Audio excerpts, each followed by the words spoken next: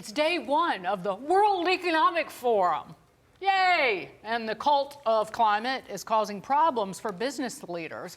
Worldwide, according to a new PwC survey, 45% of CEOs say they don't believe their businesses will be viable in a decade, in part thanks to the left's climate transition.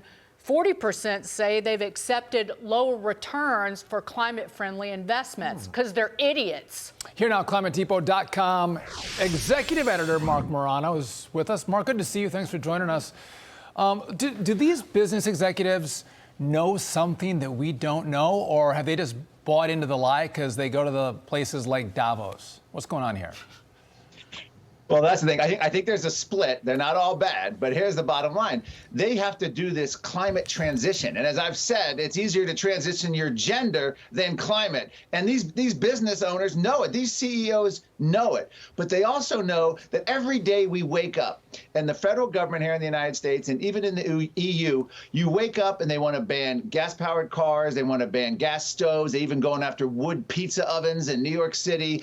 The Washington Post is even going after houseplants, saying that. So they know there's no regulatory certainty, which any business would theoretically crave. They know anything can change on a whim, goals, changes, unelected bureaucrats, and so they're very down on their climate future. And as Davos is meeting, they hear things like today, Al Gore actually said, if we meet these political targets of net zero, which are going to impact businesses, the temperature will stop going up almost immediately. He's saying in 3 years we'll be able to see an effect.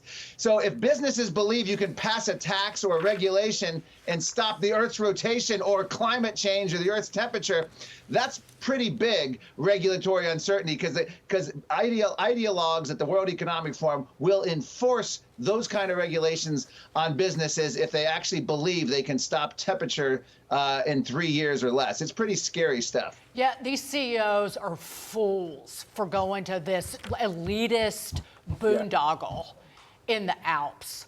And by the way, the fact that nobody in leadership in corporate America has the stones to stand up like the German farmers have, they are not backing down from the fight against Berlin's net zero climate policy.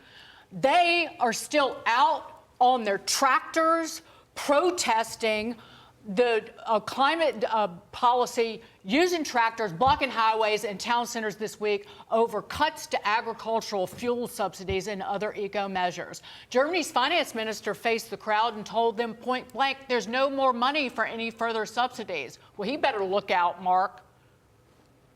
Yeah, these were tax credits given to agriculture that had been there. Now, if you want to change your agricultural policy, you don't do it overnight, and you don't do it for net zero climate policies.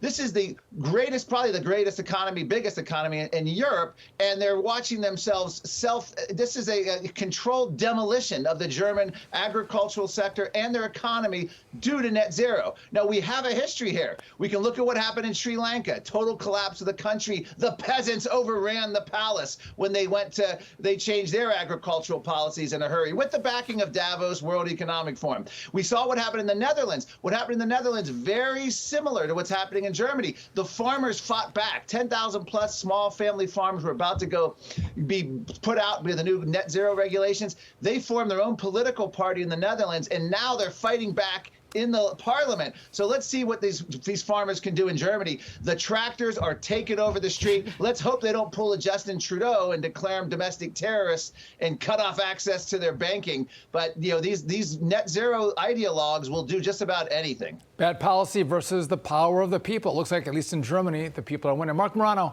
always a pleasure. Good to see you. Thanks for being with us. Thank you, Sean. Appreciate it.